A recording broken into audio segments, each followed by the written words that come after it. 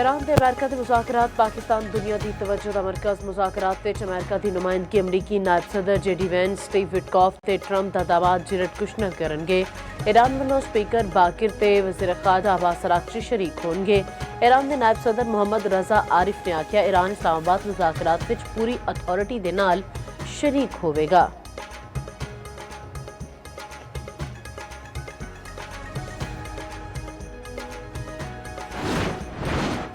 Iran नाल मुआहदे लई पुरुमीद आ ईरानी रहनुमा काफ़ी हद तक माकूल ने। जे उन्होंने मुआहदा ना किया तो बड़ी तकलीफ वाली गल होवेगी।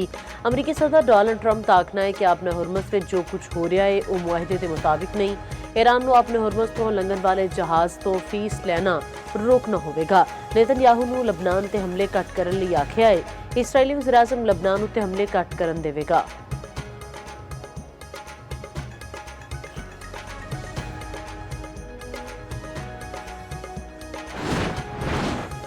नायब वज़ीर-ए-आज़म ते वज़ीर ख़ारजा इसहाक डार दा मुज़ाकरात दे शुरका दा खैर मकदम। पाकिस्तान आने वाले अफराद लई वीज़ा ऑन अराइवल दी सहूलत देने दा फैसला।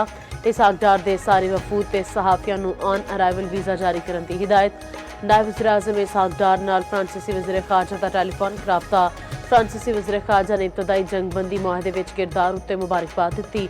दोवां रहनुमावां दा जंगबंदी उत्ते मुकम्मल अमल दरामद दी अहमियत ते जोर।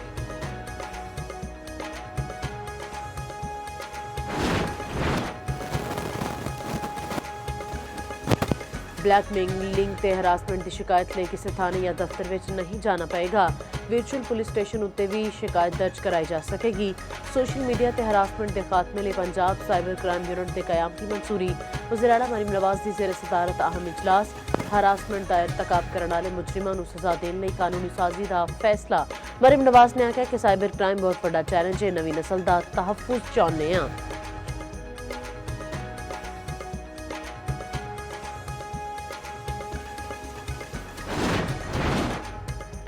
HBL-PSL में अज एक मुकाबला कोयटा ग्लैडिएटर्स के रावलपिंडी सामने सामने होंगे।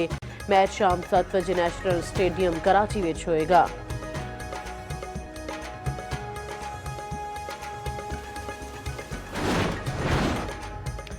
ते पाकिस्तान वुमेन टीम ने फीफा सीरीज़ के पहले मैच में तारीख रकम कर दी। ग्रीन शर्ट्स ने ट्रिक्स एंड क्यूकस आइलैंड्स नूं 8 गोल तो हरा दिता।